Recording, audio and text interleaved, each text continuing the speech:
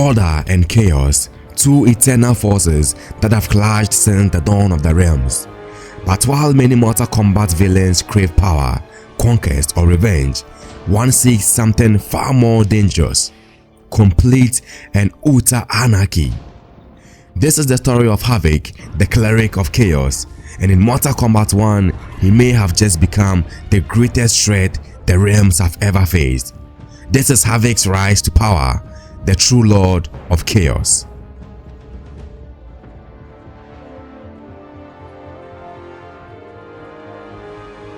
Havik first appeared in Mortal Kombat Deception 2004, a game that introduced players to Chaosrealm, a dimension built on disorder, unpredictability, and rejection of logic. Havik wasn't just a fighter from this realm, he was its philosophical embodiment.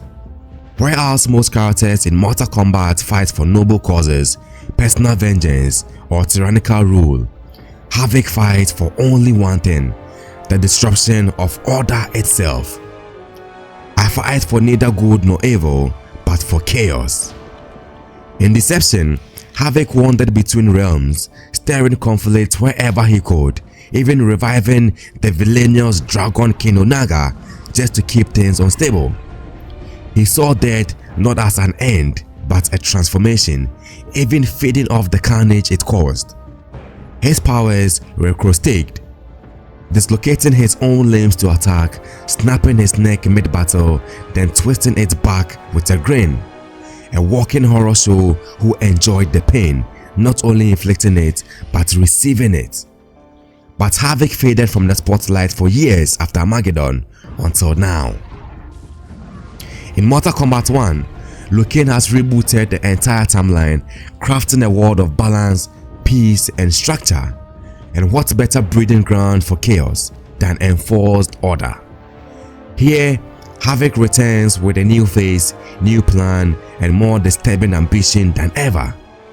Originally the Prime Minister of Seido, the realm of order, Havik was once an idealistic reformer who believed in changing the system for the better. But when he was mutilated and cast out for treason, something inside him snapped, literally and metaphorically.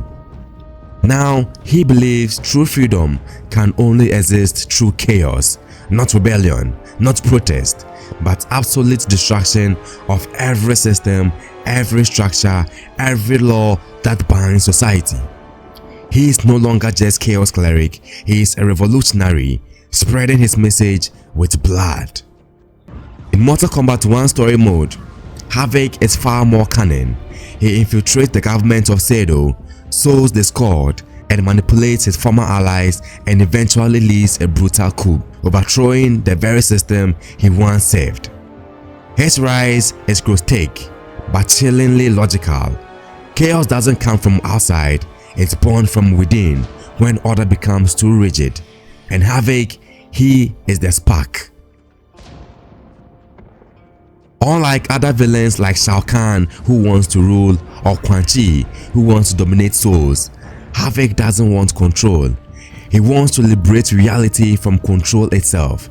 He views emotions like fear, pain, and madness as truth, while law, morality, and peace are lies imposed by cowards. To Havik, chaos isn't evil, it's freedom in its purest form. Peace is a cage, order is a leash. Let it all burn, let the screams ring out, only then are we truly alive. This mindset is what makes Havik far more dangerous than past villains. You can reason with tyrants, you can kill sorcerers, but how do you stop an idea? How do you kill a philosophy that spreads like fire? Gameplay wise, Havik is Mortal Kombat's grotesque innovator. His fighting style in Mortal Kombat 1 is brutal, erratic, and theatrical, from breaking his own limbs to weaponizing his decaying body. His Death Dealer mechanic allows him to inflict self-damage in exchange for powered-up moves. The more damaged he becomes, the more powerful and unpredictable his offense. His fatal blows and fatalities are pure body horror, Think bones snapping out of skin, vomiting blood to blind opponents, and reshaping his flesh to become a weapon. He thrives in pain, and the more chaos in the match, the more dangerous he becomes. But what truly sets him apart is his ability to influence others. In Mortal Kombat 1's narrative, Havik doesn't just fight, he radicalizes, corrupts, and spreads madness. He's the kind of villain who turns friends into enemies, laws into lies, and heroes into hypocrites. Let's put this into perspective. Shao Kahn wants power over realms. Shang Tsung wants soul and sorcery. Onaga wants to restore ancient rule. But Havik, he wants to erase all meaning, all system, all morality. He wants the realms to cannibalize each other in glorious entropy. And now, in Liu Kang's freshly structured timeline, where everything has a purpose and place, Havik might just be the perfect counterforce. A villain who can unravel Liu Kang's peace from within, not with strength, but with philosophy. What if Havik's chaos becomes infectious?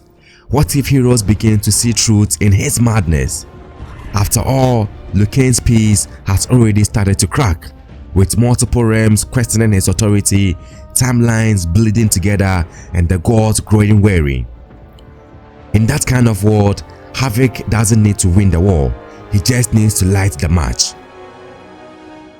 Havik is more than a Mortal Kombat villain.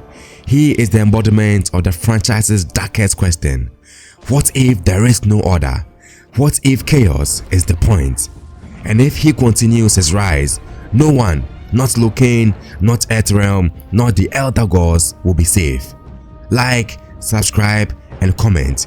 Do you think Havik is the most dangerous MK villain ever? See you in the next video. Bye bye for now.